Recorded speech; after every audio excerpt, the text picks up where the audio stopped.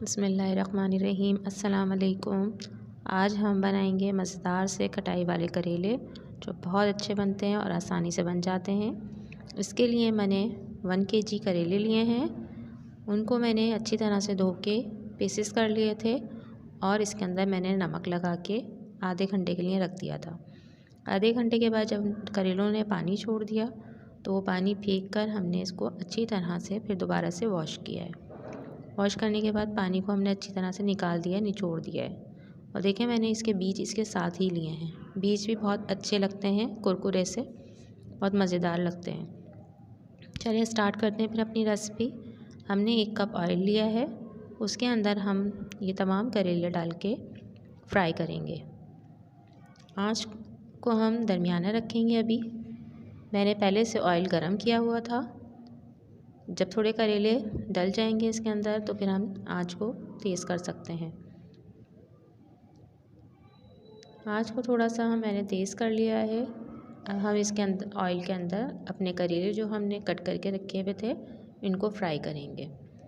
Fry करने का तरीका यही है कि ये थोड़े थोड़े से कलर चेंज हो जाएगा, सुनहरीपन पे आ जाएंगे। जब ये सुनहरी हो जाएंगे तो हम इनको कढ़ाई में से निकाल लेंगे। इसके लिए हम जो मसाले लेंगे उनमें मैंने साबुत धनिया लिया है 3 टेबल स्पून, ज़ीरा लिया है 3 टेबल स्पून और पिसी हुई खटाई ली है 3 टेबल स्पून। इन 3 चीज़ों को मिलाकर मैं ग्राइंड कर लूँगी।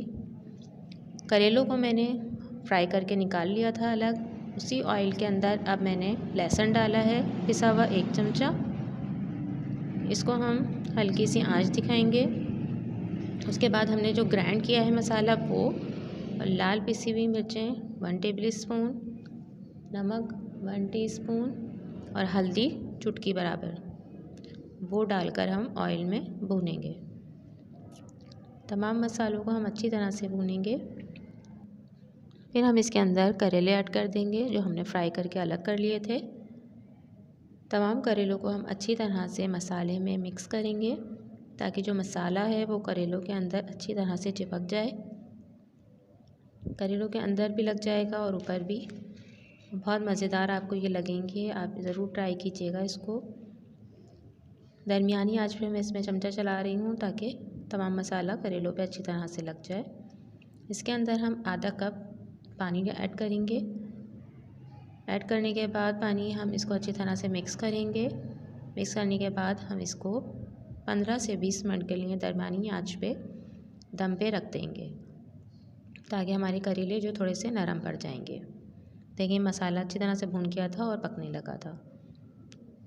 तकरीबन 15 से 20 मिनट हमारे हो चुके हैं। अब हमने लेकिन चेक करेंगे हमारे करेले तैयार हैं।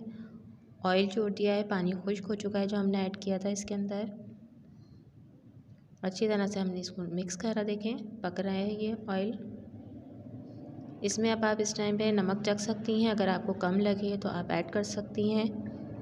नमक इसीलिए कम डाला था क्योंकि हमने धोते हुए भी नमक लगाया था। अब इन तमाम करेलों को हम डिश आउट कर लेंगे। उम्मीद करती हूँ आपको ये रेसिपी पसंद आएगी। इंशाल्लाह मिलूँगी अपनी नेक्स्ट रेसिपी के साथ। अल्लाह हाफ़िज़।